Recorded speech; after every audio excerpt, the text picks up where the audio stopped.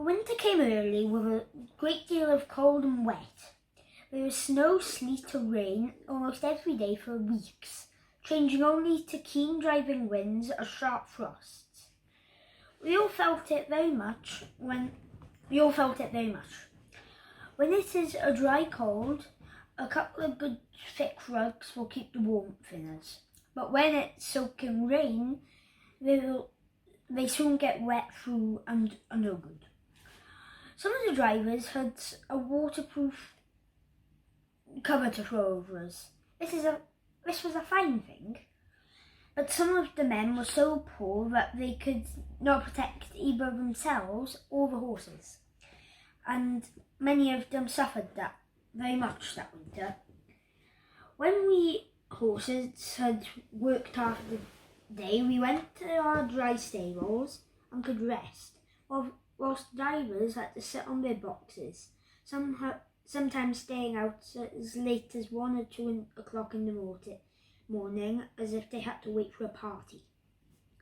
When the streets were slippery with frost or snow, that was the worst for us horses. 1 mile of such travelling, with a weight to draw and no firm footing would take more out of us than four on a good road. Every nerve and muscle of our body is on the strain to keep our balance. And added to this, the feel of falling is more exhausting than anything else.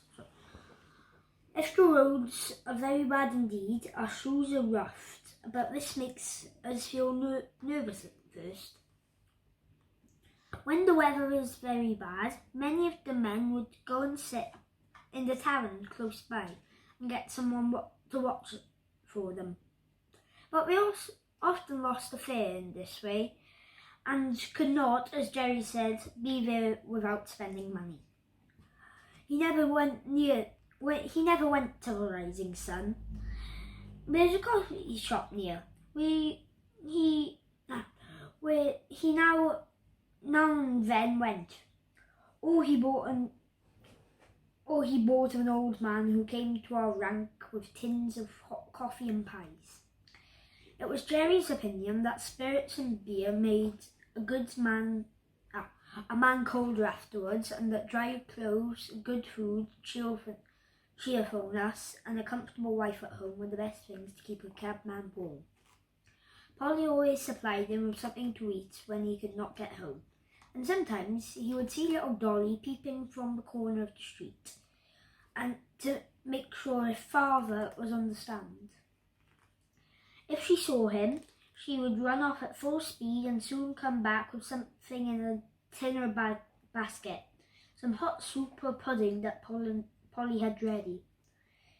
It was wonderful how such a little thing could get safely across the street, often thronged with horses and carriages. But she was a brave little maid and felt quite an honour to bring father's first course, as he called it. She was a general favourite on the stand, and there was not a man who would have not seen her safely across the street if Jerry had not been able to do so. One cold, windy night, Dolly had brought Jerry a basin of something hot and was standing by him whilst he ate it. He had scarcely begun when a gentleman walking towards us very quickly held up his umbrella.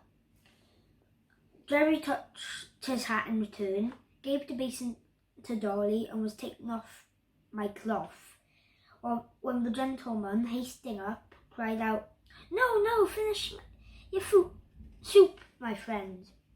I've not much time to spare, but I can wait till you have done, and set your little girl safely on the pavement. So saying, he seated himself in the cab. Jerry thanked him kindly and came back to Dolly. There, Dolly, that's a gentleman, a real gentleman, Dolly. He has both time and thought for the comfort of a poor cabman and the little girl. Jerry finished his soup soup, so the child raced safely across the street and then took up his orders to drive to Clapham Rise. Several times after this, the same gentleman took our cab. I think he was very fond of dogs and horses, for whenever we took him to his own door, 2 or 3 dogs would come bounding out to meet him. Sometimes he came round and patted me, saying in his quiet, pleasant way, "This horse has a good master, and he deserves it." It was a very rare thing for anyone to notice the horse that had been working for him. I've known ladies do it now and again, and this gentleman, and 1 or 2 others that have given me a pat and a kind word, but 99 out of 100 would think of patting a steam engine that drew a train. This gentleman was not young, and there was a forward stoop in his shoulders, as if he was always going at something. His lips were very thin and closed shut, though they had a very pleasant smile. His eye was keen, and there was something in his jaw and the motion of his head that made one think that he was very determined in anything that he was set on about doing. His voice was pleasant and kind. Any horse could trust that voice, but it was just as decided as everything else about him. One day, he and another gentleman took our cab.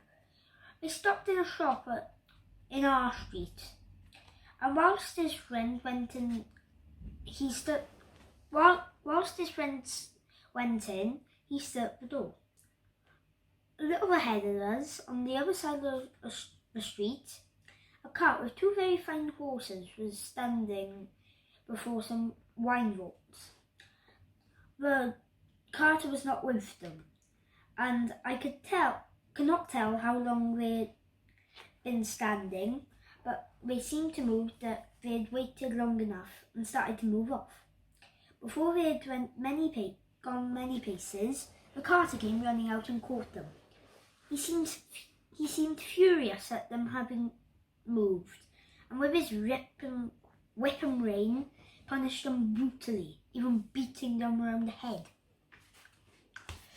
Our gentleman saw it all, and stepped quickly across the street and said in a decided voice, "If you don't stop that directly, I'll have you summoned for leaving your horses and for brutal conduct." The man, who had clearly been drinking, poured forth some abusive language, but he left off knocking the horses about, and taking the reins, he got into his cart. Meanwhile, our friend had quietly taken a notebook from his pocket, and looking at the name and address painted on the cart, he wrote something down. "What do you want to do with that?" growled the carter, as he cracked his whip and was moving on. A nod and a grim smile was the only answer he got. On returning to the cab, our friend was joined by his companion, who said laughingly, "I should have thought, right? You had enough business of your own to look after without troubling yourself about other people's horses and servants." Our friend stood still for a moment, and throwing his head a little back, said, "Do you know why this world is as bad as it is?" "No," said the other. "Then I'll tell you. It is because people think only about their own business, and won't trouble themselves to stand up for the oppressed, nor bring a wrongdoer to light. I never see a wicked thing like this without doing what I can, and many a master has thanked me for letting him know how his horses have been used." "I wish there were more gentlemen like you, sir," said Jerry, "for they are wanted badly enough in this city." After we continued our journey, and as they got out the cab, our friend was saying, "My doctrine is this: that if we see our cruelty or wrong, that we must make the power to stop, and yet do nothing. We make ourselves sharers in the guilt.